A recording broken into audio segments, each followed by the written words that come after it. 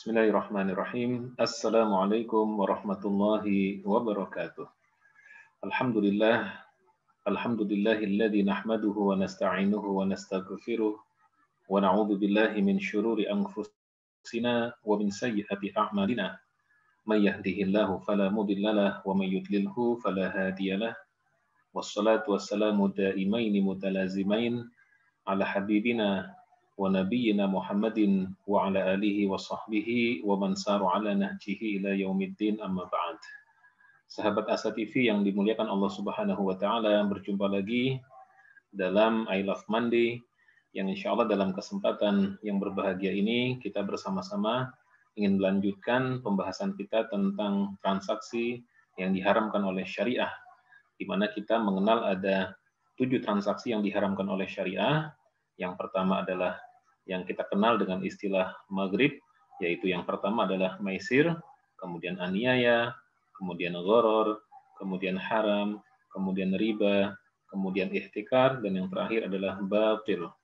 Di ketujuh item ini, supaya mudah kita mengingatnya, maka kita singkat dengan sebutan maghrib, maisir, aniaya, gharar, haram, riba, ihtikar, dan batil. Apa itu maisir, aniaya, gharar, riba? Sudah kita kupas dalam kesempatan yang lalu.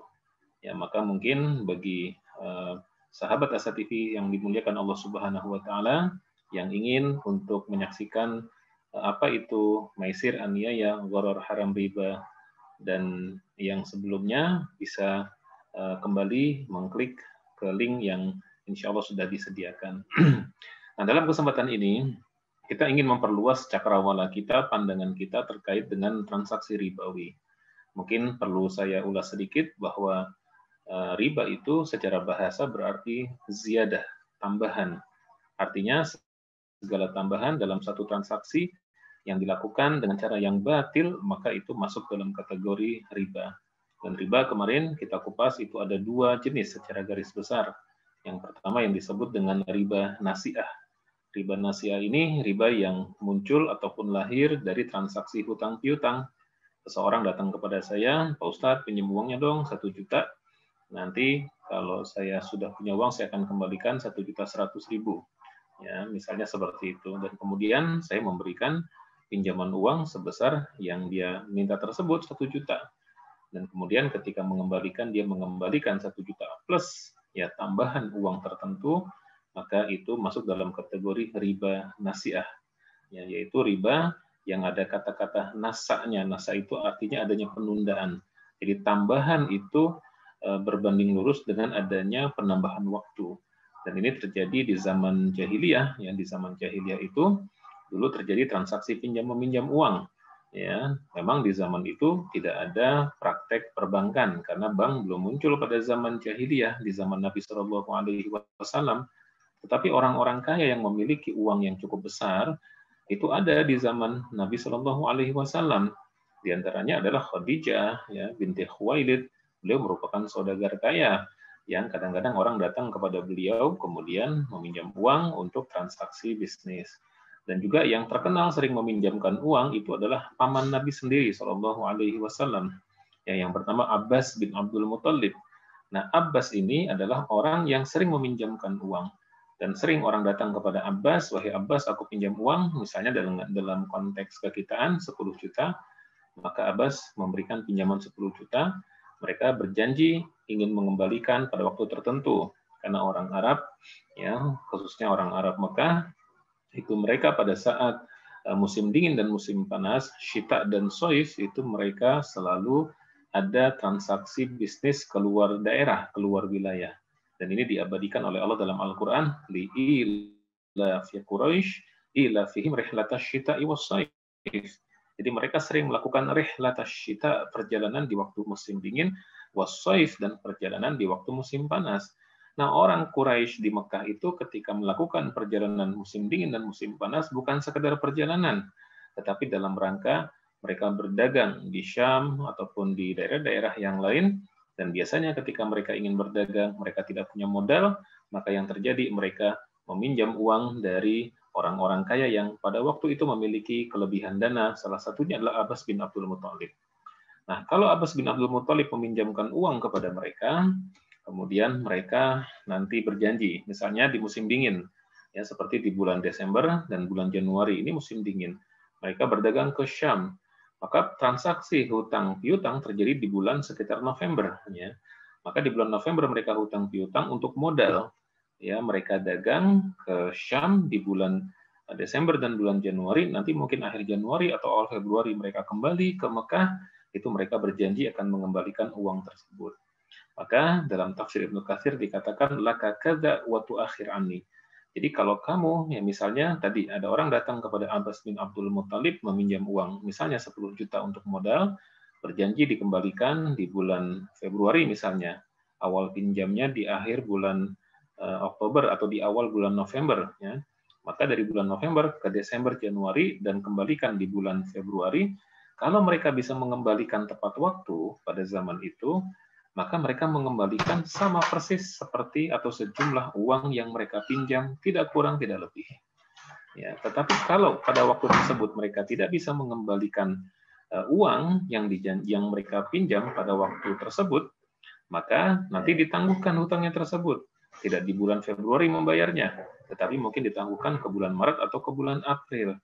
Nah, antara bulan Februari ke bulan Maret atau ke bulan April itu, maka terjadi adanya penambahan uang.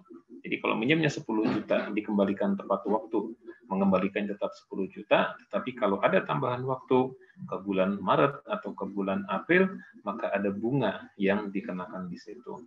Nah, terhadap praktek yang seperti ini, Nabi Shallallahu Alaihi Wasallam mengatakan ini adalah praktek riba jahiliyah. Jadi bisa kita bayangkan riba jahiliyah itu adalah seperti itu. Pinjam, kalau mengembalikan tepat waktu tanpa bunga, tetapi begitu mengembalikannya melewati waktu yang sudah dijanjikan, baru kena bunga. Oleh karena itulah banyak para ulama yang mengatakan bahwa riba, praktek riba yang terjadi sekarang ini di bank konvensional itu adalah lebih jahiliyah dibandingkan dengan riba jahiliyah. Mengapa demikian? Ya karena kalau riba jahiliyah itu kita mengembalikan tepat waktu tidak kena bunga, kalau terlambat baru kena bunga.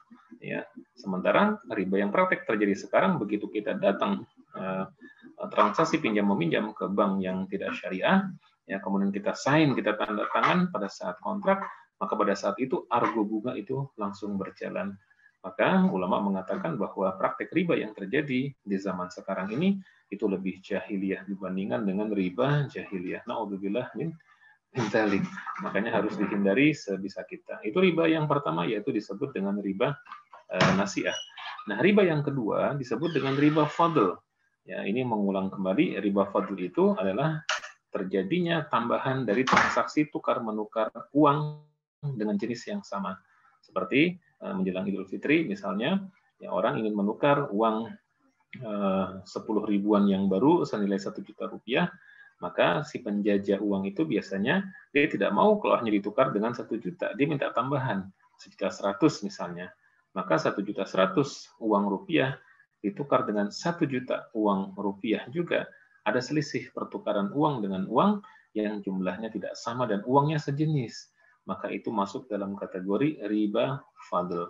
Kecuali kalau jenis uangnya itu berbeda, ya, maka itu tidak mengapa, boleh misalnya rupiah dengan real misalnya, atau rupiah dengan dolar. Nah itu karena jenis uangnya berbeda, nilainya berbeda, maka boleh tukar menukar dengan tidak sama nilainya. Ya, boleh mengambil untung, tapi ada syaratnya. Syaratnya apa? Kedua-duanya harus cash. Ya. Jadi itu jenis-jenis riba. Nah, dari dua jenis riba yang tadi kita kenal, saya ingin mengajak sahabat Asa TV yang dimuliakan Allah Subhanahu wa taala, mari kita lihat ternyata fenomena riba itu di sekeliling kita sudah sangat luar biasa loh gitu ya. Apa saja fenomena riba yang ada di sekeliling kita? Mari kita lihat bersama-sama. Yang pertama adalah pada transaksi perbankan tuh.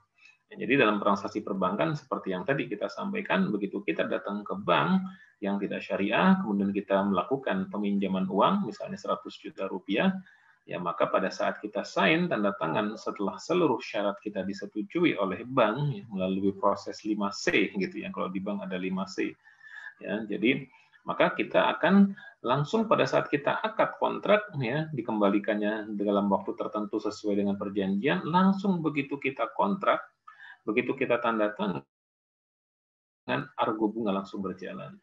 Ya, kalau waktu riba jahiliyah, kalau kita tepat waktu mengembalikannya tidak ada bunga. Ya, tetapi kalau ada keterlambatan baru dikenakan bunga. Nah, di zaman kita sekarang ini pun di bank yang tidak syariah misalnya, begitu kita sudah kena bunga di awal meskipun tepat waktu, kalau nanti kita terlambat kena bunga lagi, kena denda lagi, ya. Jadi apa namanya semakin berlipat dan semakin berlipat.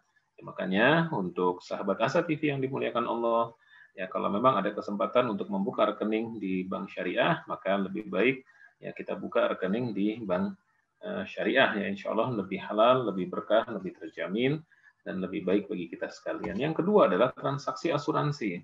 Nah, dalam asuransi ini juga terjadi praktek riba. Ya, ada dua sisi. Ya, yang pertama adalah dari sisi riba fadl, yaitu pertukaran uang dengan jumlah yang tidak sama.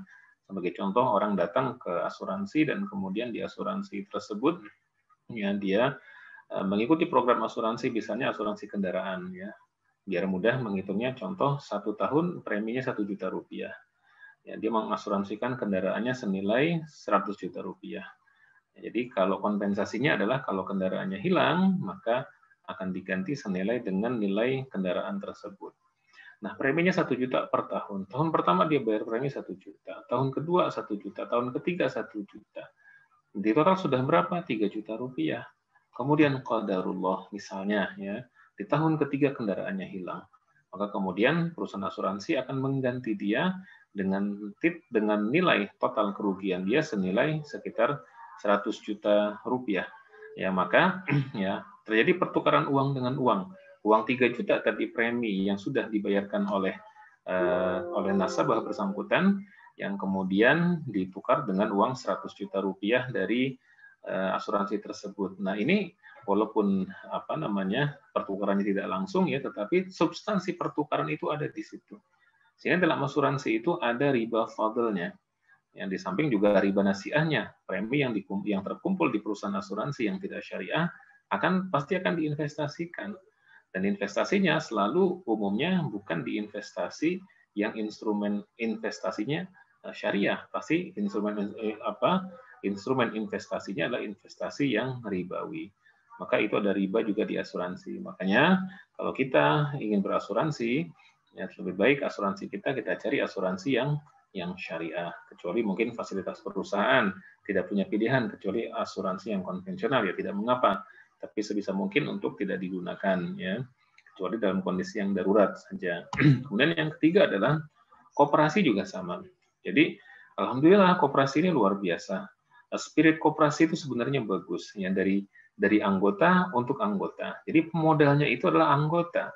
Ketika anggota mengikuti menjadi anggota koperasi, dia ada simpanan pokok. Nah, setelah simpanan pokok, maka dia ada simpanan yang lain, apakah simpanan wajib dan simpanan sukarela. Sehingga koperasi itu modalnya itulah dari simpanan anggota, bukan dari investor pemodal yang besar, meskipun memang koperasi dimungkinkan juga ada investor yang kemudian memberikan modal kepada koperasi tersebut. Tetapi utamanya dari anggota. Supaya apa? Nanti begitu uang itu diputar oleh koperasi, dan diputar itu pun juga untuk kesejahteraan anggota, ya, untuk biaya-biaya yang dibutuhkan oleh anggota, seperti koperasi simpan pinjam misalnya. Dan nanti setelah dari situ pun ada keuntungannya kembali kepada anggota dalam bentuk SHU, sisa hasil usaha. Tapi pernahkah terpikir oleh kita, bahwa ya SHU yang kita terima itu, kalau koperasi kita bukan koperasi yang syariah, tetapi koperasi kita adalah koperasi yang konvensional, yang bagaimana ciri koperasi yang konvensional? Kalau kita datang, kemudian kita meminjam uang, ya, kemudian dari situ kita nanti diminta untuk mengembalikan modal ataupun pokok uang yang kita pinjam, misalnya 2 juta rupiah, plus bunganya, misalnya bunganya 5%, begitu ya. Kalau operasi biasanya bunganya lebih kecil, maka itu berarti koperasi meminjamkan uang dengan cara bunga. Karena itulah keuntungan koperasi. Bunga-bunga yang diterima oleh koperasi dari uang yang dipinjamkan kepada anggota, kemudian dihimpun jadi satu, ya, ditambah lagi dengan dihitung dengan transaksinya anggota, dan kemudian dihitung ada rumusannya tertentu, ya, sehingga di akhir periode tertentu keuntungan koperasi tersebut dibagikan kepada anggota, bisa berdasarkan jumlah simpanan, bisa berdasarkan jumlah transaksi yang dilakukan oleh anggota tersebut di koperasi yang bersangkutan. Nah, kalau demikian adanya, maka koperasi kita berarti koperasi yang belum syariah, dan SHU yang kita terima itu berarti masih SHU yang bersifat ribawi. Nah, loh, kalau begitu gimana dong ya? Maka kalau baiknya, kalau kita punya koperasi atau kita menjadi anggota koperasi, ketika ada SHU, ketika ada RAT, rapat anggota tahunan, ya, itu kita ikut rapat tersebut, kemudian turut mengusulkan supaya koperasi kita mengkonversi diri menjadi koperasi yang syariah. Nah, kalau koperasinya syariah, maka insya Allah SHU yang kita terima itu sudah terhindar dari riba, halalan thayyibah. Nah, sahabat Asa TV yang dimuliakan Allah Subhanahu wa taala, ya, ini baru 3, nanti masih ada yang lain, kita akan lanjutkan setelah yang satu ini. Saat hari Senin tiba, banyak orang yang merasakan malas dan tidak bersemangat menjalaninya. Tapi sekarang tidak boleh lagi terjadi. Tonton saja I Love Monday di Asa TV Indonesia. I Love Monday menghadirkan pembahasan mencerahkan dan aplikatif yang dikemas dalam I Love Myself, I Love My Job, I Love My Prophet, dan satu segmen spesial Solve with Love. I Love Monday setiap hari Senin jam 12.30 waktu Indonesia Barat di Asa TV Indonesia. Inspirasi keluarga Islami. Bismillahirrahmanirrahim, sahabat Asa TV yang dimuliakan Allah Subhanahu wa taala, masih dalam program I Love Monday. Di hari Senin, jangan putus asa, jangan turun semangat. Justru di hari pertama ini kita harus lebih semangat, lebih giat. Mudah-mudahan menjadi keberkahan bagi kita sekalian, dan jangan lupa ya, ikuti terus acara yang bermanfaat ini. Nah, transaksi ribawi yang tadi kita kupas ada 3 ya. Yang pertama, transaksi ribawi di perbankan ya, dengan bunga ya yang diberikan bank kepada kita. Kemudian juga yang kedua, transaksi asuransi, dan yang ketiga, transaksi koperasi. Dan kita masuk ke yang keempat, apa itu investasi. Nah, hati-hati dalam investasi. Investasi ini ya di kita itu khususnya banyak sekali yang bercampur dengan riba. Kadang-kadang ada seseorang datang kepada kita, misalnya kepada saya, mengatakan, Ustadz, yuk kita, saya punya bisnis nih, Ustadz mau invest nggak ke saya? Ustadz invest aja ke saya, invest 10 juta, maka insya Allah nanti Ustadz akan dapat bagi hasil fix setiap bulan Rp500.000. Nah, menarik nggak teman-teman sekalian, sahabat Asa TV yang dimuliakan Allah? Menarik. Tetapi ternyata di balik tawaran ini, kalau kita tidak teliti, ini ternyata bisa jadi ada unsur ribanya. Coba perhatikan baik-baik. Tadi orang datang kepada saya menawarkan, Ustadz investasi ke saya 10 juta rupiah, ya, pakai akad syariah, katakanlah begitu. Ya, tetapi tadi dia menjanjikan bagi hasilnya adalah dari 10 juta yang Ustadz investasikan kepada saya, setiap bulan saya kasih bagi hasil fix 500.000. Kalau seperti itu tawarannya, maka bisa dipastikan bahwa yang ditawarkan itu adalah riba. Mengapa demikian? Ya, karena kalau bagi hasil itu adalah yang dibagi dari hasil keuntungan uang 10 juta yang diputar tadi. Sehingga uang 10 juta yang diputar tadi itu, hasilnya berapa, baru nanti dibagi 2, sesuai dengan kesepakatan. Misalnya 50-50, 50-50 gitu ya. Kalau dari 10 juta itu diputar, kemudian menghasilkan 1 juta, maka 1 juta 50-50, 500-500, itu baru betul. Tetapi bulan berikutnya atau periode berikutnya, ketika uang 10 juta itu diputar, belum tentu hasilnya 1 juta. Dia bisa naik, dia bisa turun. Dalam kondisi turun, misalnya dapatnya hanya 800.000, maka 50-50-nya adalah 400-400. Tapi ketika hasilnya sedang naik, dapatnya 1.200.000, maka 50-50-nya adalah 600-600. Demikian seterusnya. Maka ini yang perlu sahabat Asa TV perhatikan juga dalam investasi, harus dilihat dengan betul, dengan seksama. Jangan mudah tergiur dengan tawaran imbal hasil yang tinggi, ya, karena imbal hasil yang tinggi, ya, dan kemudian kalau kita tidak hati-hati justru itu nanti ribawi, tidak berkah, ya. Apalagi masyarakat kita sering tertipu dengan tawaran imbal hasil yang tinggi, tetapi ternyata investasinya adalah investasi yang bodong. Maka kalau kita investasi, tanya dulu yang pertama, ya, investasinya, objek investasinya apa, ya, apakah itu untuk perdagangan, ya, apakah itu untuk pertanian, perkebunan, ya, barang tambang atau apa, gitu ya. Dan kemudian kita lihat skemanya, pakai akadnya akad apa, mudharabah, musyarakah, dan yang lain sebagainya. Masing-masing akad ini punya karakter yang berbeda-beda. Ya, kemudian yang ketiga, lihat bagaimana skimnya. Ya, kalau tadi penawarannya adalah menghitung 500.000 fix dari modal 10 juta, ya berarti itu dihitung bagi hasilnya, ya, secara tetap flat dari pokok modal. Kalau begitu itu riba. Yang namanya bagi hasil itu adalah dari hasilnya. Sehingga dalam bagi hasil itu yang ditentukan adalah nisbahnya. Nisbah itu adalah dibagi dua antara si pemilik modal dengan si pengusaha. Dari mana yang dibagi? Dari hasil yang didapatkan dari uang yang kita investasikan ke tempat tersebut. Ya. Jadi harus hati-hati kalau kita investasi. Investasinya harus investasi yang sesuai dengan syariah. Kemudian yang berikutnya lagi, ya sahabat Asa TV yang dimuliakan Allah Subhanahu wa taala, yang juga seringkali menjadi transaksi yang di dalamnya ada ribawi itu adalah pegadaian, ya.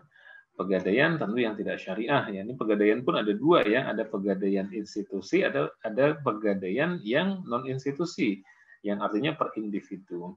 Yang institusi biasanya kita datang ke tempat yang menyediakan jasa gadai. Ya, jadi biasanya ada tempat itu, ya, baik yang toko-toko kecil di pinggir-pinggir jalan itu juga suka ada, atau institusi seperti institusi pegadaian, ya. Dan pegadaian pun sekarang kalau yang institusi sudah ada yang syariahnya juga. Nah, kita bicara yang konvensional dulu, yang tidak syariah. Gadai, ya, baik yang tadi institusi pegadaian atau gadai-gadai institusi toko-toko kecil yang memberikan pinjaman kepada kita, itu ada unsur ribanya. Di mana ribanya? Mari kita perhatikan secara seksama. Kita ada seseorang datang ke tempat gadai barang, ya, elektronik misalnya, apakah laptop, apakah televisi, atau emas, atau apa saja. Dia datang ke situ membawa satu barang, ya. Biar mudah katakanlah laptop gitu, ya. Laptopnya masih baru, ya harganya juga mahal, laptop yang speknya tinggi gitu, ya. Maka kemudian akan ditaksir oleh tempat gadai tersebut. Misalnya, dia biar mudah harga laptop 5 juta rupiah. Ya, maka biasanya pihak yang menyediakan jasa gadai, dia akan memberikan pinjaman maksimal 80 atau maksimalnya 90% dari nilai harga barang tersebut. Ya. Contohnya, kalau tadi barangnya harganya 5 juta rupiah, maka pihak penyedia jasa gadai akan memberikan pinjaman senilai 4 juta rupiah, ya, untuk jaga-jaga 1 jutanya. Kalau memberikannya lebih, pasti yang gadaikan kabur, ya.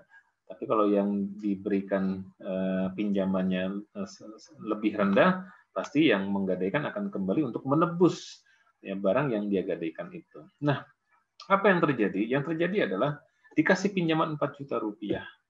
Laptopnya sebagai jaminan yang digadaikan, ya. Maka yang terjadi adalah uang yang dipinjam 4 juta rupiah tersebut, itu ada bunganya atau tidak? Ada. Itu dia riba yang terjadi di pegadaian. Misalnya tadi dia minjem 4 juta rupiah, maka diberikan pinjaman 4 juta rupiah, barang dia dipegang oleh pihak pegadaian, maka nanti mengembalikannya tidak 4 juta rupiah, ada bunganya. Misalnya dikembalikan 2 bulan menjadi 4.500.000 rupiah misalnya. Maka 500.000 rupiah atas pinjaman yang dia terima, ya, sebagai tambahan tadi 500.000 rupiahnya itu adalah riba yang diharamkan oleh syariah. Kan ada yang mengatakan, Pak, ada juga kok yang yang pegadaian itu ketika kita ketika kita datang ke situ dia tidak minta tambahan uang. Ini biasanya antar individu ke individu. Ya, misalnya ada orang datang ke saya nih, misalnya, ya, Pak Ustadz, saya mau pinjam uang, ya, mau pulang kampung nih, anak saya ada hajatan, cuma tagihan saya belum keluar nih, ya, saya harus pulang kampung besok gitu, ya. Tapi saya butuh uangnya sekarang karena besok pagi-pagi harus pulang kampung. Sementara tagihan saya mungkin baru cair itu uangnya tiga minggu lagi, kira-kira seperti itu. Boleh nggak saya pinjam uang Pak Ustadz 5 juta rupiah? Nanti begitu tagihan saya cair, maka saya akan kembalikan 5 juta rupiah uang yang saya pinjam dari Pak Ustadz itu. Nah, sebagai jaminannya, ini saya jaminkan motor saya gitu. Oh, oke deh kalau begitu. Saya kasih pinjaman uang 5 juta. Motornya digadaikan kepada saya. Nah, motor tersebut ya, karena ketika dijaminkan kepada saya dan karena saya memberikan pinjaman uang kepada orang itu, maka kompensasinya adalah saya boleh memakai motor itu setiap hari. Saya pergi ke pasar, ngantar anak sekolah, berangkat ke kantor, ngantar istri belanja, dan lain sebagainya. Saya menerima manfaat ya dari uang yang saya pinjamkan kepada orang tersebut. Manfaatnya apa? Saya bisa menikmati sepeda motornya. Maka menikmati sepeda motor ini, meskipun uang yang tadi dipinjam itu tidak ada bunganya, maka ini masuk dalam kategori riba. Kenapa? Karena definisi riba itu adalah kullu qardin jarru alaihi naf'an.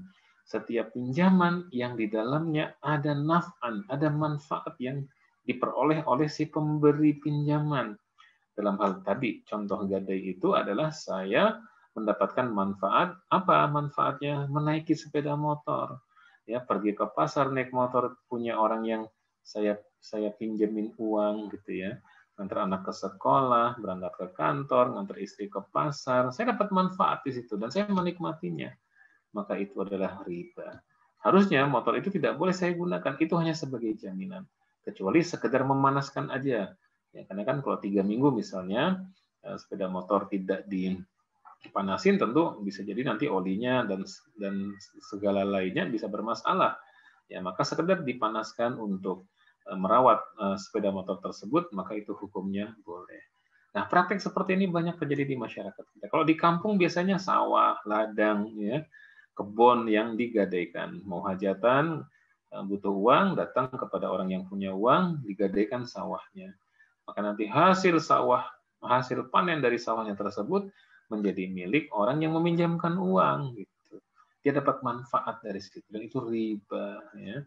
Dan ini banyak sekali di masyarakat kita praktek seperti ini. Ya, jadi ada yang institusional, biasanya itu ada bunga dari pinjaman uang yang diberikan, ada yang individual, itu biasanya memanfaatkan barang yang digadaikan, itu pun juga masuk dalam kategori riba. Maka kalau mau ke pegadaian yang syariah ya. Di beberapa bank syariah pun juga ada produk ya gadai syariah ya untuk menggadaikan emas ya dan lain sebagainya untuk kalau memang gadai itu simple ya tidak harus bankable ya tidak harus sesuai dengan persyaratan bank. Yang penting nilai asetnya itu mencukupi, maka nasabah tersebut bisa mendapatkan pinjaman yang maksimal 80 atau semaksimal-maksimalnya 90% dari harga barang tersebut ya, dan tidak rigid seperti kalau kita meminjam di bank pada umumnya ya, secara prosedural minjam uang dan kita tidak menggadaikan sesuatu ya, maka itu prosedurnya biasanya akan lebih rumit. Nah, itu yang kelima pegadaian. Kita masuk yang keenam. Apa itu? Leasing kendaraan. Leasing kendaraan juga sama nih. Aduh, ini lebih-lebih nih.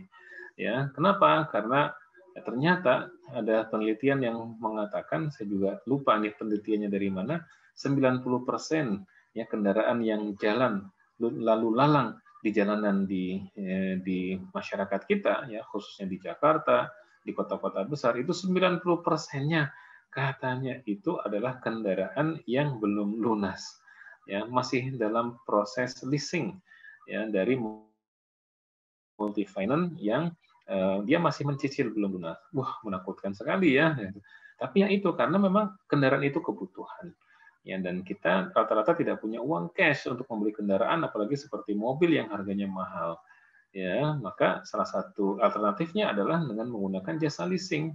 Kita datang ke leasing yang diminta persyaratan. Kalau persyaratan kita beres, biasanya 2 hari, 3 hari kendaraan itu akan diantar ke rumah kita dan kita nanti tinggal membayar cicilan secara flat ya, secara tetap ya di multi finance tersebut. Tapi tahukah kita bahwa kebanyakan multi finance itu ya, baik multi finance untuk kendaraan roda 2 maupun kendaraan roda 4 itu pada umumnya adalah multi finance yang mengandung unsur riba. Ya, ada unsur ribanya di situ, ada unsur haramnya di situ. Meskipun alhamdulillah sekarang juga sudah mulai bermunculan multi finance yang akadnya akad syariah gitu. Ya, akadnya akad syariah sehingga terhindar dari riba. Nah, sahabat Asa TV yang dimuliakan Allah Subhanahu wa taala, mau tahu apa saja perbedaan antara leasing yang konvensional dengan leasing yang syariah? Mau tahu jawabannya? Insya Allah akan kita lanjutkan setelah yang satu ini. Jangan kemana-mana, ya, masih dalam program I Love Monday. Menuntut ilmu adalah sebuah jalan yang akan mengantarkan manusia pada kemuliaan. Dengan ilmu, manusia mendapatkan panduan untuk berpikir dan bertindak. Untuk itu, Asa TV Indonesia menghadirkan Pustaka Asa, sebuah ruang pembelajaran sistematis bersama para pakar di bidangnya. Quranic Study Series, Quranic Life, Prophet Manner, dan berbagai bidang keilmuan yang dibahas dengan cara menyenangkan. Pustaka Asa hadir setiap Sabtu jam 19.30 waktu Indonesia Barat, hanya di Asa TV Indonesia. Bismillahirrahmanirrahim. Sahabat Asa TV yang disayangi Allah Subhanahu wa taala, mari kita lanjutkan pembahasan kita tentang transaksi-transaksi ribawi dan kita masih mengupas tentang leasing kendaraan melalui multi finance yang tidak syariah. Kita leasing kendaraan, membeli kendaraan melalui jasa leasing, ya pakai sepeda motor misalnya Honda, Suzuki, Yamaha, ataupun juga roda 4 ya, seperti Toyota, ataupun Honda, ataupun Suzuki, Mitsubishi, dan lain sebagainya, itu tidak sedikit jasa-jasa leasing yang menawarkan kepada kita. Ya, bahkan kalau persyaratan kita itu lengkap, 2 hari mobil diantar ke rumah. Ya, luar biasa bukan? Menggiurkan bukan? Tetapi tahukah kita di balik leasing itu, baik sepeda motor maupun kendaraan roda 4 itu adalah mengandung unsur riba, kecuali multi finance yang syariah. Nah, nanti multi finance yang syariah itu dia tidak mengandung riba lagi, akadnya sudah sesuai dengan syariah. Nah, seperti apa bunga ataupun riba yang terjadi pada leasing syariah? Yang pertama adalah pada akadnya. Jadi pada akadnya memang sudah dicantumkan sejak awal bahwa di situ ada bunganya. Oke, itu satu ya. Sehingga memang sih cicilannya flat ya, sudah dihitung, ada tabelnya flat ya. Misalnya mengambil sepeda motor DP-nya misalnya ya, DP-nya Rp1.600.000, nanti cicilannya setiap bulan misalnya Rp400.000 flat selama sekian tahun. Memang kelihatannya tidak ada apa-apanya, tetapi sebenarnya di balik cicilan yang flat tersebut itu sudah ada komponen bunga yang masuk dalam perhitungan pembayaran setiap bulan yang dicicil oleh si pembeli. Ya. Itu satu ya. Yang kedua adalah dalam leasing yang konvensional, ketika kita tidak ada masalah, memang seolah-olah terlihat tidak ada bunga di situ. Sebagai contoh, kita lancar membayar cicilan, maka aman tuh, ya lancar jaya, tidak ada apa-apa. Tetapi pada saat misalnya seseorang dalam kondisi tertentu, kondisi bisnis lagi sulit dan lain sebagainya, yang kemudian mengakibatkan dia macet untuk membayarkan cicilan. Berapa lama macetnya? Sebulan, 2 bulan, 3 bulan tidak membayar. Yang terjadi apa? Yang terjadi adalah nanti pihak leasing akan mengambil sepeda motor tersebut. Ya, setelah mengambil sepeda motor tersebut dan seluruh uang yang sudah kita bayar itu dianggap hangus. Oke, ini leasing yang konvensional dan ini fakta ya. Terjadi seperti dan biasanya menggunakan jasa debt collector dan sering kan terjadi debt collector yang kemudian sampai bentrok dengan masyarakat karena perlakuannya kadang-kadang sopan santunnya kurang dan lain sebagainya ya. Nah, apa itu kalau leasing yang yang konvensional. Sehingga dari situ cicilannya dianggap hangus ya, dan uang yang sudah dibayarkan itu dianggap tidak ada ya. Jadi dianggap sewa aja, karena leasing itu kan salah satu definisinya adalah sewa beli, yang dari sisi kita sebagai orang yang membeli kendaraan sewa beli, sehingga ketika kita tidak melunasi pembayaran yang berikutnya, maka uang yang kita bayarkan di awal sampai dengan saat motor ditarik itu dianggap sebagai uang sewa ya. Nah, kalau yang di leasing yang syariah itu tidak seperti itu. Kalau kita misalnya sudah membayar ya misalnya 50%, kemudian kita macet di tengah jalan. Contoh biar mudah ya, membeli sepeda motor harganya 10 juta, ini biar mudah saja ya. Karena sepeda motor juga sekarang sudah hampir tidak ada yang harga 10 juta ya, yang baru ya, kecuali yang second. Nah, contoh 10 juta rupiah kita membeli sepeda motor. Kita sudah bayar DP-nya dan seterusnya, dan total yang sudah kita bayar 5 juta rupiah. Pada saat 5 juta rupiah persis kita sudah bayar, ternyata usaha kita tidak lancar, mengalami kemunduran dan lain sebagainya. Naudzubillah, yang mudah-mudahan tidak terjadi. Maka yang terjadi apa? Perusahaan leasing akan mengambil alih sepeda motor kita. Ini kalau yang syariah ya, diambil juga sepeda motornya sama perusahaan leasingnya, sama diambil juga oleh perusahaan leasing. Walaupun ini juga syariah, karena di perjanjiannya adalah sepeda motor menjadi kolateralnya sebagai jaminannya. Dan leasing itu uangnya adalah uang investor ya, uang para pemodal yang juga harus dikembalikan. Nah, tetapi bedanya kalau di leasing yang syariah, kalau kita sudah membayar 5 juta, kemudian kita macet, kendaraan kita diambil oleh pihak leasing ya, itu cicilan kita, uang yang sudah kita bayar masih diperhitungkan. Kendaraan yang diambil oleh perusahaan leasing itu nanti akan dijual di lelang. Dan hasil dari lelang itu akan menutupi hutang atau outstanding kita yang belum kita lunasi. Contoh, ya, harga sepeda motor 10 juta, kita sudah bayar 5 juta. Outstanding kita berapa? Sisa hutang kita berapa kepada pihak leasing syariah? 5 juta rupiah. Nah, ketika motor kita diambil oleh pihak leasing kemudian dijual laku misalnya 8 juta rupiah, ya, maka pihak leasing dia hanya boleh mengambil uang dari hasil penjualan itu maksimal sebatas nilai hutang kita kepada leasing berapa? 5 juta rupiah saja. Sisanya berapa? 8 juta harus dikembalikan kepada kita, mungkin dipotong biaya-biaya, biaya penjualan, biaya apa segala macamnya. Taruhlah masih ada sisa 2,5 juta lagi. Ya, maka ini adalah leasing yang syariah. Ya, dan akadnya memang seperti itu. Jadi kalau kita sahabat Asa TV yang disayangi Allah ingin mencari kendaraan, ya apakah roda 2 maupun roda 4, pastikan ya kendaraan ataupun tempat leasing kita itu leasing yang syariah. Sudah ada kok. Di Honda misalnya, ini bukan iklan ya, tetapi ini informasi ya. Tapi disebut iklan ya terserah, tapi ini bukan iklan sebenarnya. Ya, seperti di Honda ada FIF ya untuk kredit cicilan sepeda motor. FIF sudah ada yang syariah kok gitu ya. Sehingga kita kalau mau ngambil sepeda motor cari leasingnya yang syariah saja. Ya, kemudian kalau kendaraan roda 4 ada ACC, Astra Credit Company ya. ACC itu konvensional, tapi dia punya unit syariahnya. Ya, punya unit syariahnya. MNC Finance itu juga sama. MNC Finance konvensional, tapi dia punya unit syariahnya. Sehingga kalau kita ingin membeli kendaraan ya, atau menukar kendaraan lama dengan kendaraan yang baru menggunakan jasa leasing, pastikan bahwa leasing yang kita gunakan itu adalah leasing yang syariah, bukan leasing yang konvensional. Ya, hati-hati.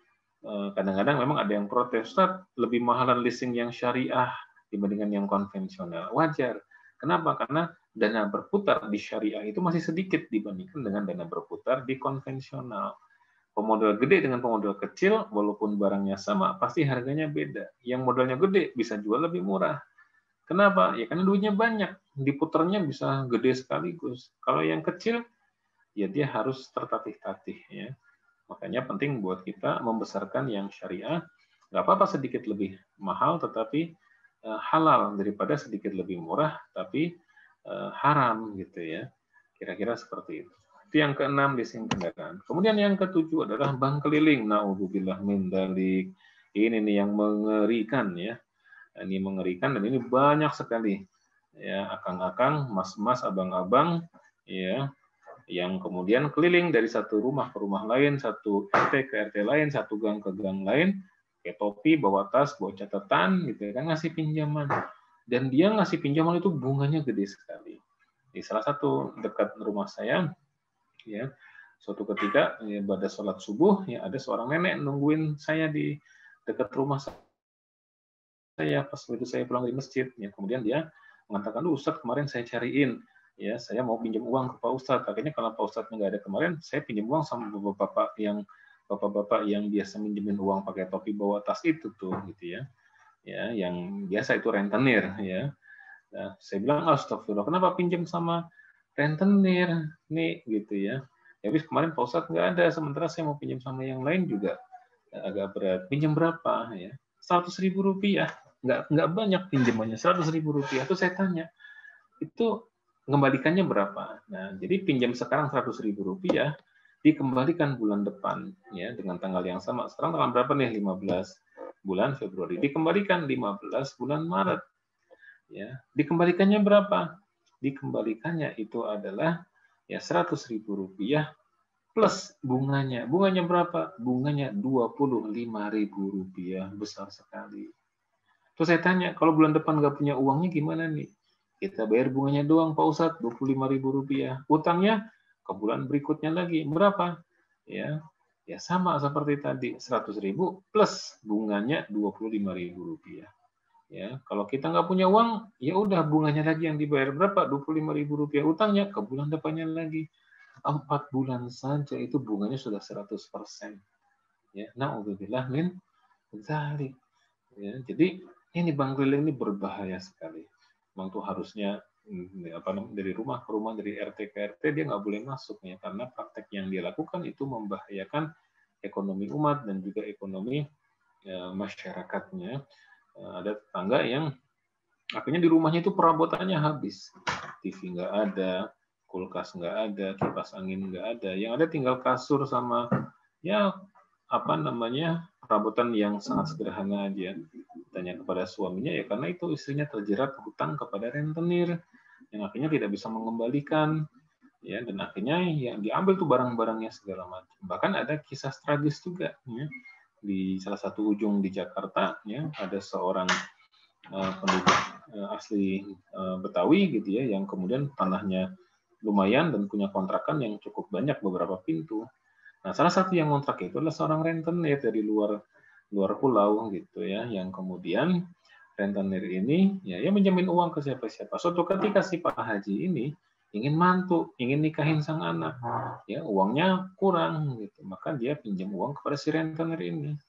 Nah, rentenir ngasih pinjaman uang, ya ngasih pinjaman uang jumlahnya cukup besar, ya mungkin ya 100 juta atau berapa, ya namanya orang mau hajatan. Dan bisa kita bayangkan bunganya kan gede sekali. Kalau bunganya 25% per bulan seperti tadi, ya Allah itu besar sekali. 4 bulan aja itu antara bunga sama pokoknya udah sama. Dan itu pinjamnya bisa bertahun-tahun tuh Pak Haji menjamin mengembalikan uang sejumlah itu kan cukup gede, dan akhirnya tidak bisa bayar. Dan yang terjadi apa tragis, ya. Akhirnya rumah Pak Haji beserta kontrakannya itu berpindah tangan. Itu sebagai jaminannya akhirnya menjadi milik si pengontrak tersebut. Dan lebih menyedihkan lagi, Pak Hajinya itu yang tadinya punya rumah, si rentenir itu ngontrak di situ, sekarang kondisinya kebalik. Rumah itu jadi milik rentenir itu dan Pak Hajinya ngontrak di situ. Gara-gara apa? Ini bank keliling ini. Ya, naudzubillah. Jadi mengerikan dan membahayakan. Sahabat Asa TV yang dimuliakan Allah Subhanahu wa taala, 15 menit lagi nih ya. Kita sudahi dulu ya. Nanti setelah ini, tapi jangan kemana-mana, kita masih akan lanjutkan lagi dengan ada beberapa transaksi ribawi yang ada di seputar kita, yang sering kali melingkupi kehidupan kita. Masih mau tahu apa saja transaksi ribawi yang akan kita kupas? Jangan kemana-mana, kita akan lanjutkan setelah yang satu ini. Saat hari Senin tiba, banyak orang yang merasakan malas dan tidak bersemangat menjalaninya. Tapi sekarang tidak boleh lagi terjadi. Tonton saja I Love Monday di Asa TV Indonesia. I Love Monday menghadirkan pembahasan mencerahkan dan aplikatif yang dikemas dalam I love myself, I love my job, I love my prophet, dan satu segmen spesial Solve with Love. I Love Monday setiap hari Senin jam 12.30 waktu Indonesia Barat di Asa TV Indonesia. Inspirasi keluarga Islami. Sahabat Asa TV yang disayangi Allah Subhanahu wa taala, masih dalam program I Love Monday ya, di hari Senin. Jangan putus asa, jangan cemberut, tapi harus tetap cemungut, kata anak muda ya. Harus semangat tapi disebutnya cemungut ya. Jadi jangan cemberut tapi tetap cemungut ya, tetap semangat. Kenapa? Karena ini adalah hari awal yang dalam satu pekan ya di pekerjaan kita tentunya. Maka mari kita hiasi dengan spirit dan dengan semangat. Walaupun masih pandemi, tapi kita tetap harus semangat dan harus tetap bersemi. Waktu COVID tetap harus profit ya, kira-kira seperti itu. Nah, tadi sudah kita kupas ya, transaksi-transaksi ribawi, ada perbankan, asuransi, koperasi, investasi, pegadaian, leasing kendaraan, bank keliling. Nah, yang ke-8 adalah penukaran uang. Nah, penukaran uang ini juga sering ya menjadi salah satu transaksi yang riba di situ itu luar biasa. Dan biasanya transaksi ini terjadi menjelang Hari Raya Idul Fitri. Ya, kalau sudah mulai pertengahan Ramadan tuh, ya, ini nggak kerasa kita juga sudah hampir Ramadan ya. Kalau sudah pertengahan Ramadan menjelang Idul Fitri, itu biasanya banyak sekali. Ya, orang-orang yang menjajakan uang di pinggir-pinggir jalan, dia menjual uang-uang baru.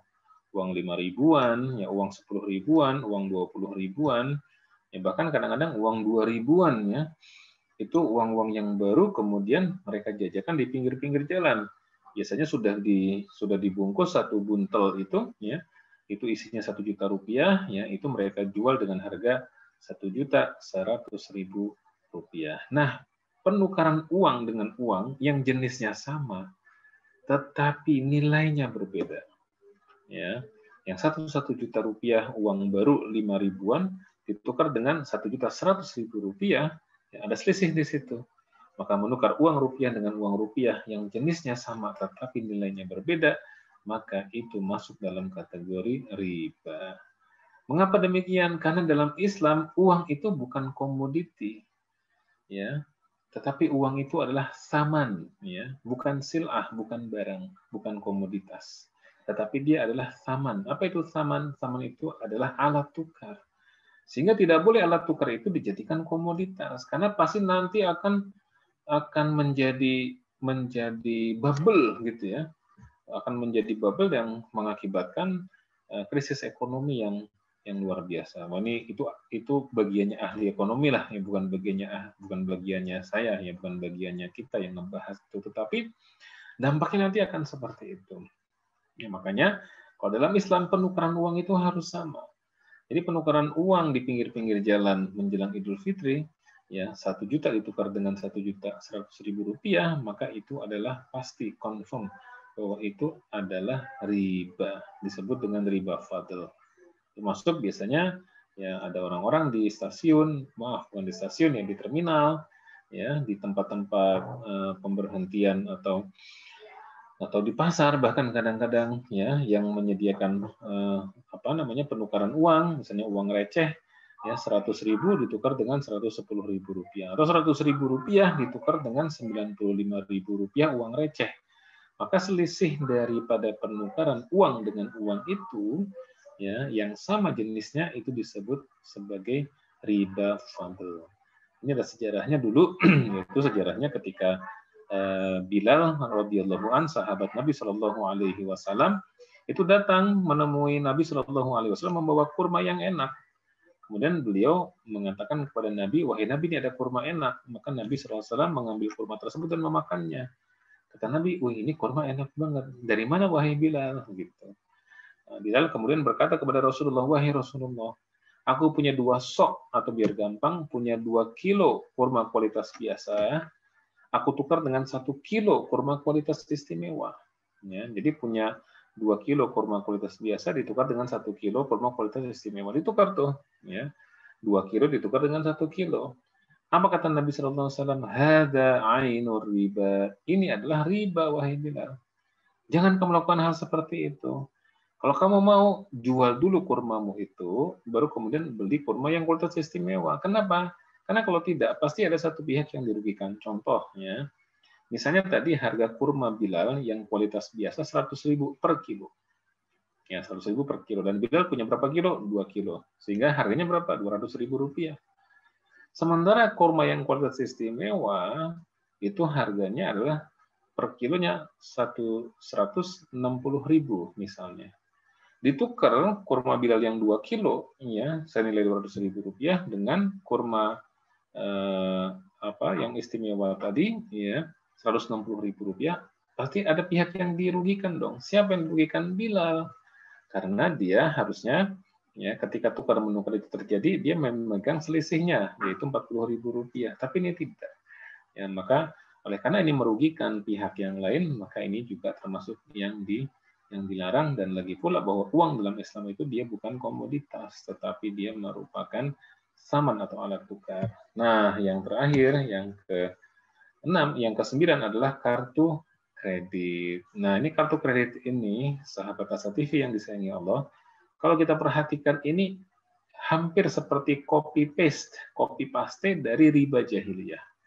Kartu kredit ini kalau kita bertransaksi menggunakan kartu kredit, ya, belanja, kemudian kita pakai kartu kredit, kita gesek, ya, maka ya bank akan membayar biaya tersebut, ya, ataupun harga barang yang kita beli tersebut.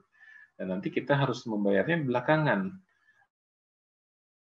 Ya, membayarnya kita belakangan, di belakang.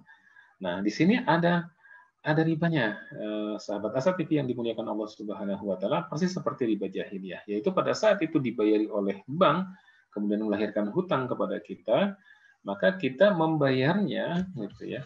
Kalau kita membayarnya tepat waktu, biasanya tidak kena bunga. Memang sih paling ada tadi annual fee, ya, biaya tahunan. Ya, adapun kalau kita membayarnya terlambat atau membayarnya tidak cash, misalnya membeli sepatu harganya 500.000 misalnya, gitu ya. Kemudian kita dengan kartu kredit itu kita membayarnya cash pas ada tagihan bulan depan 500.000 kita bayar cash, memang tidak kena bunga apapun, meskipun kita kena annual fee atau monthly fee, ya.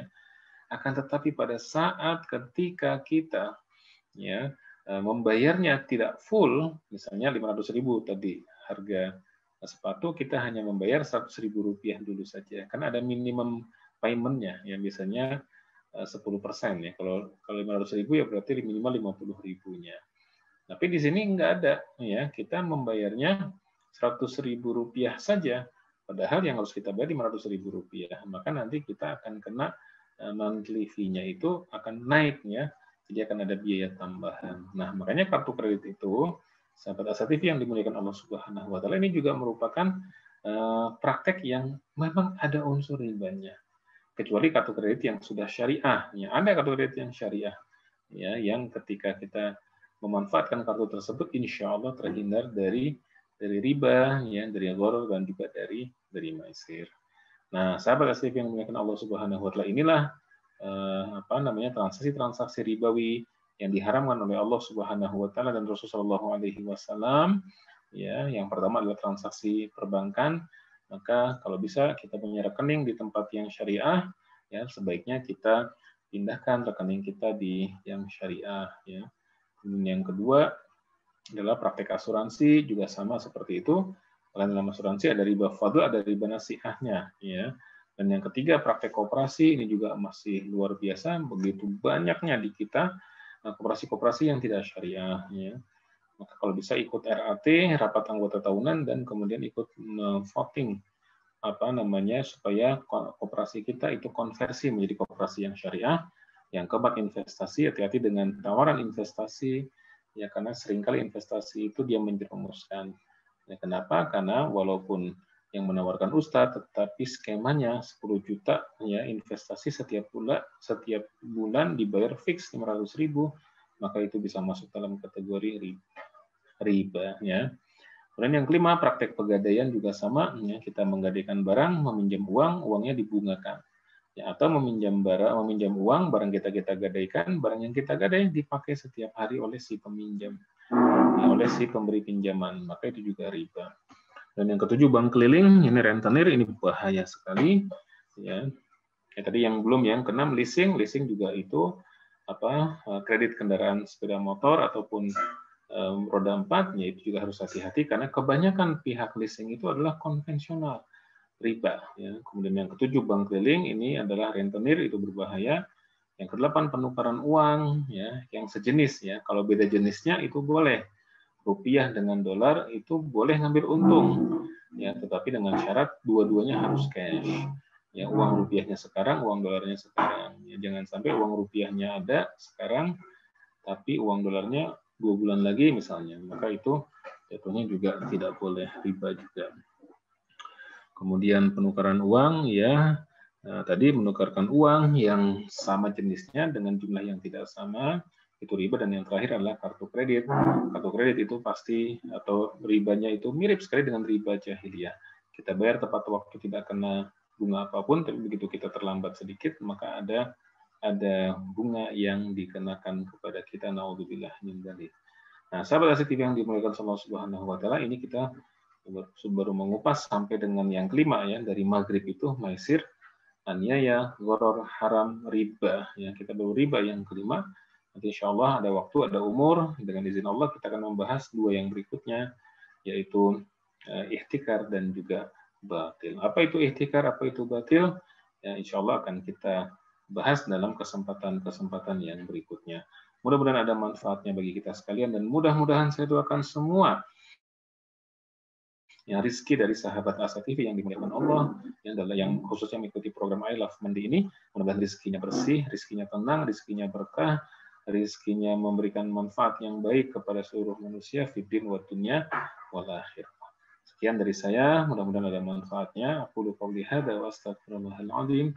Assalamualaikum warahmatullahi wabarakatuh. Sukses selalu, ya, bahagia selalu. Dan mudah-mudahan kita dilindungi oleh Allah dari segala wabah dan musibah.